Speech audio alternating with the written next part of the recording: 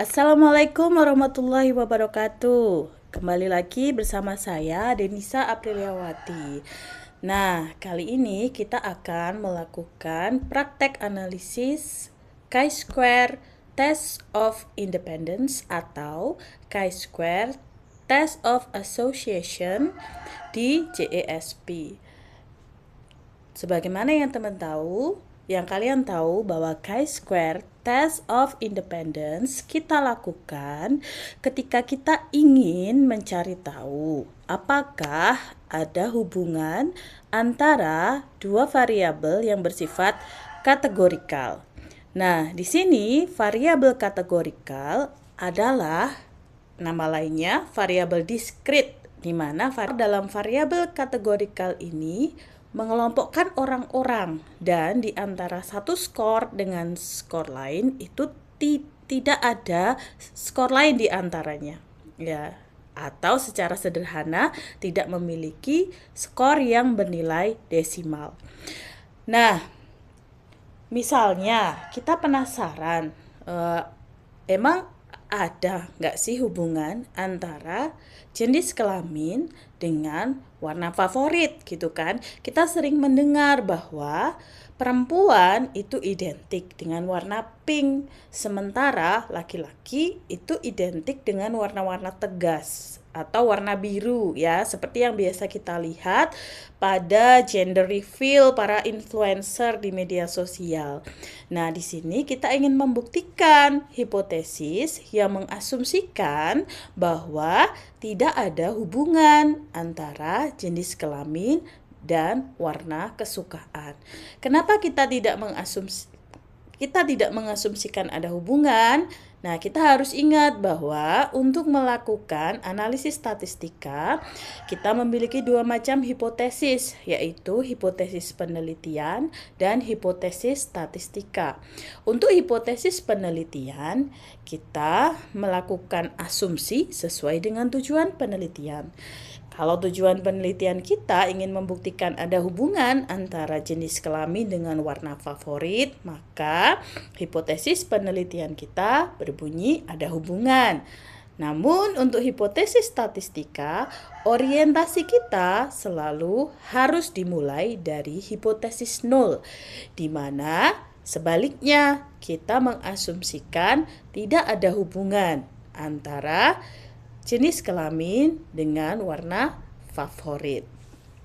Nah, untuk itu kita membutuhkan data. Katakanlah kita sudah mensurvei 87 orang, ya, yang terdiri dari laki-laki dan perempuan. Kemudian kita memberikan mereka pertanyaan sederhana. Apa warna kesukaanmu? Lalu kita data dari masing-masing subjek itu warna kesukaan mereka. Nah, dari sini kemudian kita tabulasikan datanya ke dalam tabel Excel. Untuk bisa menginput ke JESP, teman-teman harus selalu mengconvert dari file Excel itu menjadi comma delimited value atau CSV, karena untuk beberapa versi JESP dia hanya mau menggunakan comma delimited value. Langkah untuk melakukan analisis chi-square Test of Independence atau Test of Association, tentu saja selain tadi merumuskan tujuan, kemudian hipotesis penelitian, hipotesis nul, kemudian kita mulai masuk ke software JESP. Nah, biasanya sebelum kita melakukan analisis, ada dua hal yang perlu kita lakukan. Pertama, kita cek deskriptifnya dulu. Untuk apa? Untuk menggambarkan kondisi umum data kita. Ya, untuk menggambarkan kondisi sampel kita. Dan kalau misalnya sampel kita itu ingin kita representasikan ke populasi, kita bisa menggunakan besaran-besaran yang bisa mengaitkan antara hasil di sampel kita dengan di populasi. Nah, kemudian kita juga perlu melakukan tes atau pengujian terhadap asumsi-asumsi, di mana kita memastikan bahwa asumsi-asumsi tertentu untuk analisis-analisis tertentu itu harus terpenuhi. Berhubung dua variabel kita yang akan kita analisis menggunakan chi-square test of independence ini adalah variabel kategorikal dan nature dari chi-square test of independence ini merupakan non-parametrik, di mana kita tidak ingin atau tidak bertujuan untuk mengeneralisasi hasil analisis dari sampel ke populasi, maka kita tidak membutuhkan uji asumsi.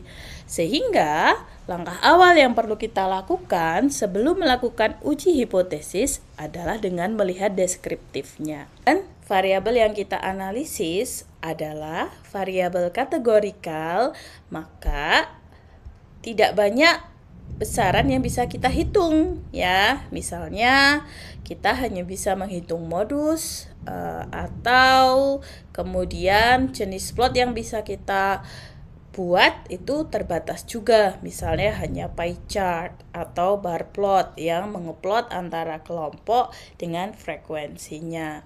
Nah, di sini yang perlu kita lakukan untuk analisis deskriptif adalah memasukkan variabel-variabel kita ke menu variabel. Kemudian di sini kita juga bisa melihat ke arah sini pie chart ya, kita bisa membuat pie chart.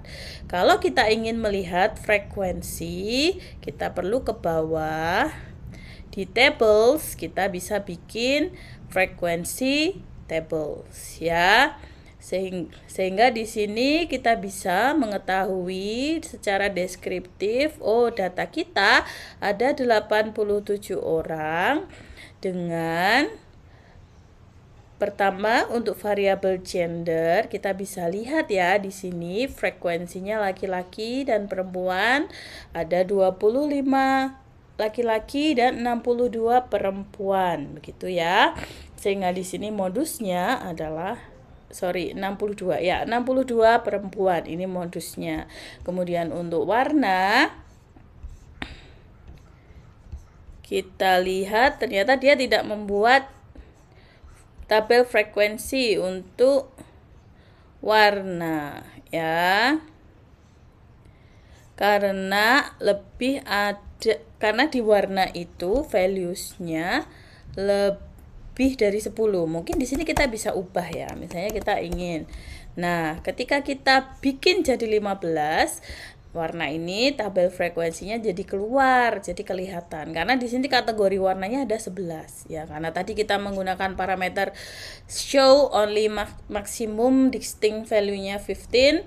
Nah, maka nggak muncul dia. Sehingga ketika kita ganti menjadi 15, maka dia muncul. Dan di sini kita bisa lihat modus untuk warna itu ada di warna pink ya, yaitu 24 orang. Nah, ini gambaran pie chart untuk gender dan juga untuk warna.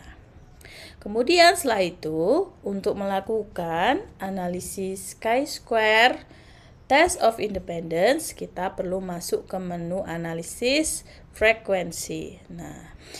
Nah, untuk melakukan test of association, kita perlu mengeklik menu contingency tables. Nah, di contingency tables ini kita ingin mencari hubungan antara gender dengan warna. Logikanya, gender itu berada di row karena variabel bebas. Sementara warna itu ada di kolom karena variabel tergantung ya, sehingga dia akan muncul tabel contingency seperti ini.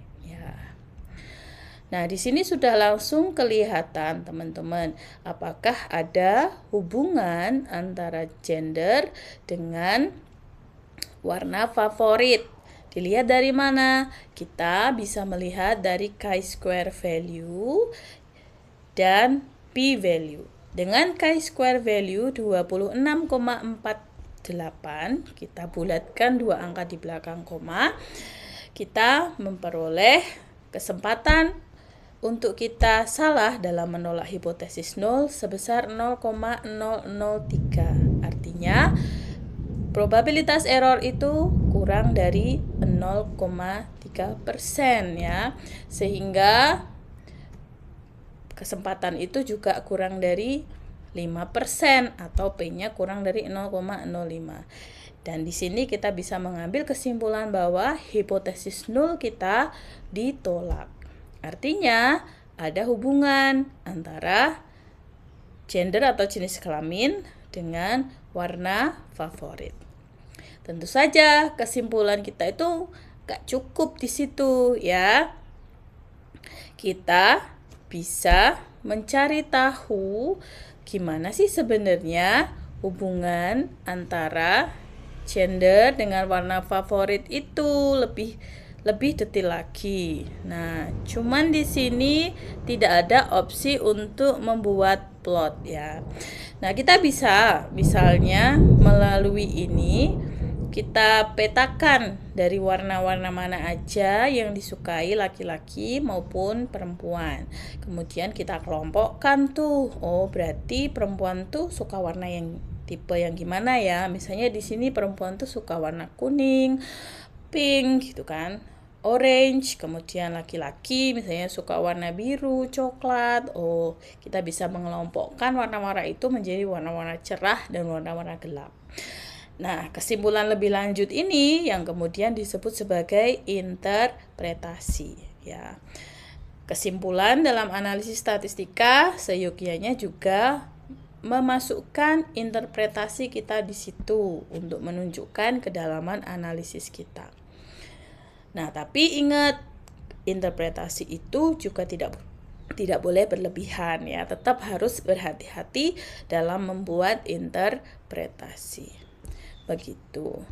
Nah, di sini masih ada menu yang lain yang sebenarnya dengan informasi yang kita peroleh di sini sudah cukup sih ya untuk dilaporkan. Karena kalau di APA format kita cukup melaporkan chi-square dengan DF dan nilai chi-square serta p-value-nya. Nah, untuk yang lain-lain tidak perlu terlalu untuk dilaporkan ya. Kita juga bisa melihat nilai expected atau nilai yang diharapkan. Kalau tadi H0-nya ditolak itu harusnya seperti apa gitu ya. Harapannya sih nggak jauh-jauh dari situ. Oke, itu saja dari saya untuk video kita kali ini. Semoga cukup mudah untuk dipahami ya, dan selamat mempraktekkan secara mandiri. Assalamualaikum.